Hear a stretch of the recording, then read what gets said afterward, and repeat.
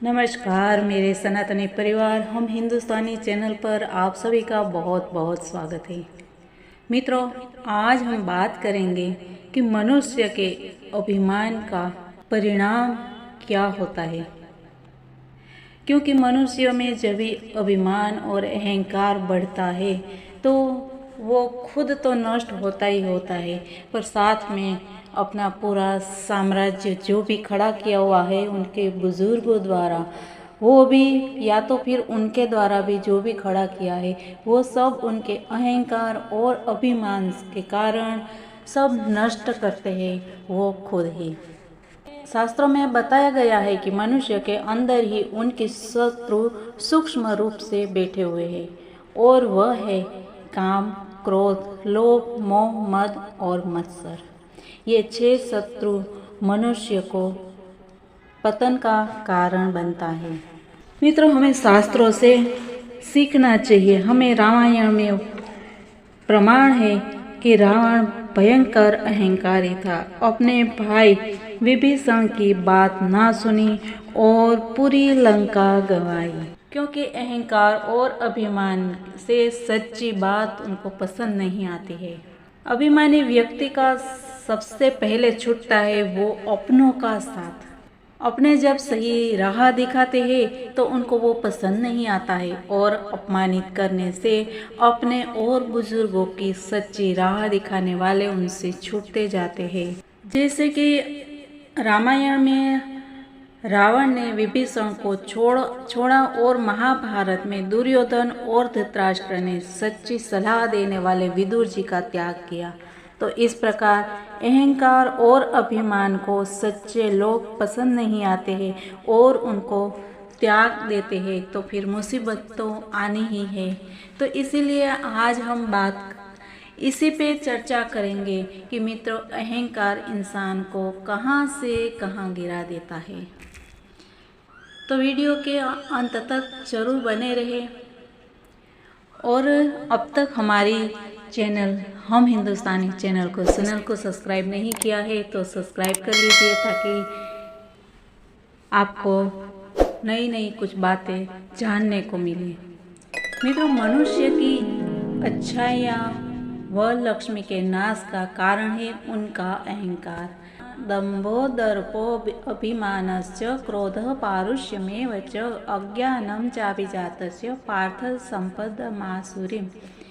गीता जी में भगवान श्री कृष्ण कहते हैं कि हे पार्थ, दंभ, घमंड, अभिमान, क्रोध, कठोरता और अज्ञान ये सब आसुरी संपदा को लेकर उत्पन्न हुए पुरुष के लक्षण हैं। भगवान श्री कृष्ण ने इन दुर्गुणों को आसुरी संपदा कहा है। आसुरी संपदा का अर्थ है तमोगुण से युक्त अहंकार, दंभ, घमंड, अभिमान, क्रोध तथा कठोरता आदि दुर्गुणों और बुराइयों का समुदाय जो मनुष्य के अंदर विद्यमान रहते हैं। ये ही दुर्गुण मनुष्य को संसार में फंसाने वाले और अधोगति में ले जाने वाले हैं। अहंकार व्यक्ति के अज्ञान और मूर्खता का परिचायक है। मनुष्य में अपने धन, बल, यौवन, जाति, कुल, सौंदर्य, कला, विद्वता, सद्गुणों और सत्ता का नाश होता है।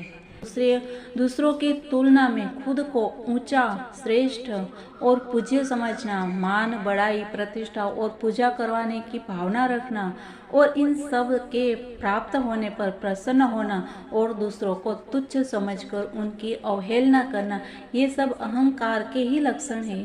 अहंकारी व्यक्ति सदैव अपनी ही प्रशंसा करवाता है। दूसरे लोग चाहे कितने ही बड़े क्यों न हो, उसे अपने से ही मतलब रहता है।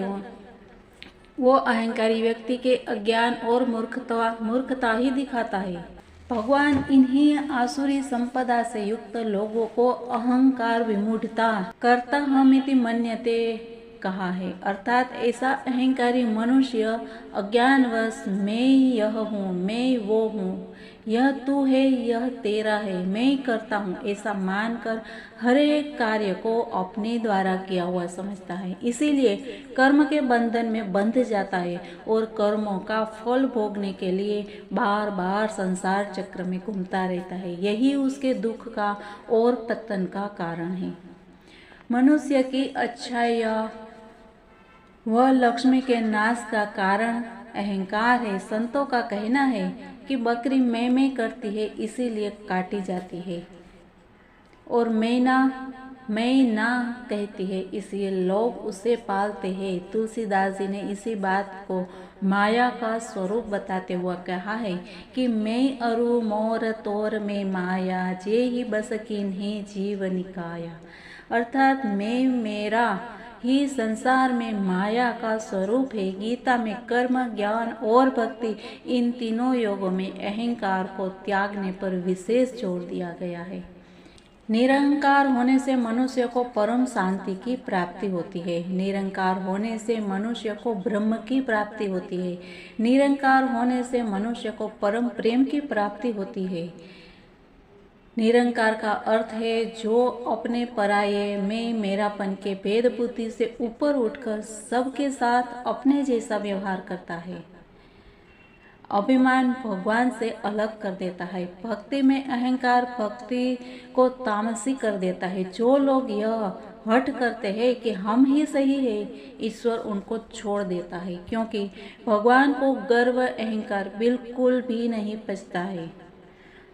तब तक ही हरिवास है जब तक दूर गरूर, आवत पास गुरूर के प्रभु हो जावे दूर। भगवान स्वयं अपने भक्तों को अभिमान दूर करते हैं, फिर वह चाहे उनकी अर्धांगिनी सत्यभामा हो, प्रिय गोपिया हो, अभिन्न मित्र अर्जुन हो, वाहन गरुड़ हो या भक्त नारद हो। भगवान स्वयं अपने भक्तों का अभिमान दूर करते हैं। अर्जुन के अभिमान भंग की कई कथाएं हमें महाभारत आदि ग्रंथों में देखने को मिलती है। अर्जुन को लगता था कि भगवान श्री कृष्ण का सबसे लाडला मैं ही हूँ। उन्होंने मेरे प्रेम के वश ही अपनी बहन सुभद्रा को मुझे सौंप दिया है, इसीलिए युद्ध क्षेत्र में वे मेरे सारथी बने। यहाँ तक कि रणभूमि में स्वयं अपने हाथों से मेरे घोड़ों के घाव तक भी धोते रहे। यद्यपि मैं उनको प्रसन्न करने के लिए कुछ नहीं करता, फिर भी मुझे सुखी करने में उन्हें बड़ा सुख मिलता है। साथ ही अर्जुन को अपनी बाण विद्या पर बहुत घमंड था।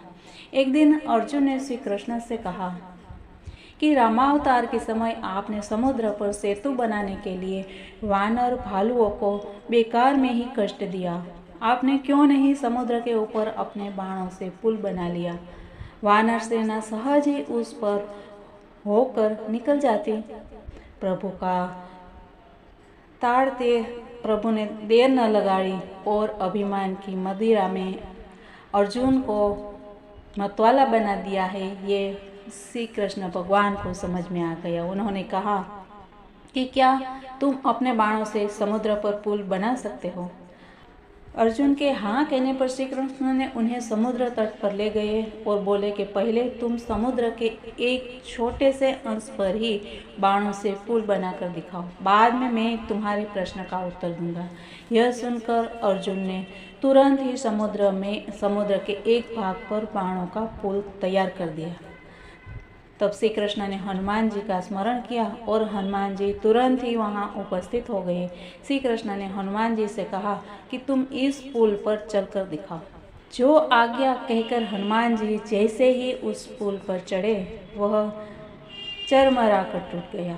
तभी अर्जुन ने देखा कि श्री कृष्ण की पीठ से रक्त बह रहा है। घबराते हुए अर्जुन ने पूछा, प्रभु आपकी पीठ से रक्त क्यों बह रहा है? श्री कृष्ण ने उत्तर दिया कि हनुमान के पांव रखते ही तुम्हारा बनाया हुआ पुल समुद्र में धंस जाता, इससे तुम्हारी बड़ी बदनामी होती। तुम्हारे सम्मान की रक्षा के लिए मैं कच्छप रूप धारण कर समुद्र के नीचे आधार बनकर टिक गया। मैंने पुल को डूबने से तो बचा लिया, किंतु पुल के टूटे भाग से बाण निकलकर मेरी पीठ में जा धंसे, जिससे मुझे पीठ में रक्त बह रहा है। उसी वजह से वानर सेना में तो हनुमान जैसे बलशाली असंख्य वानर थे। अब तुम ही बताओ, क्या उनके भार को बाणों का पुल सहन कर सकता था? अर्जुन को सारा रहस्य समझ में आ गया और उनका अहंकार भी नष्ट हो गया। श्री चैतन्य महाप्रभु जी ने मनुष्य को भगवान का प्रिय बनने के लिए अपने ग्रंथ शिक्षाष्टक में लिखा है कि तृण से भी अधिक नम्र होकर, वृक्ष से भी अधिक सहिष्णु बनकर, स्वयं मान की अभिलाषा से रहित होकर तथा दूसरों को मान देते हुए सदा श्री हरि के कीर्तन में रत रहे। तो मित्रों, ये था आज का संदेश। कल फिर मिलते हैं कुछ नई बातों के साथ। तब तक के लिए जय हिंद, वंदे मातरम, भारत माता की जय।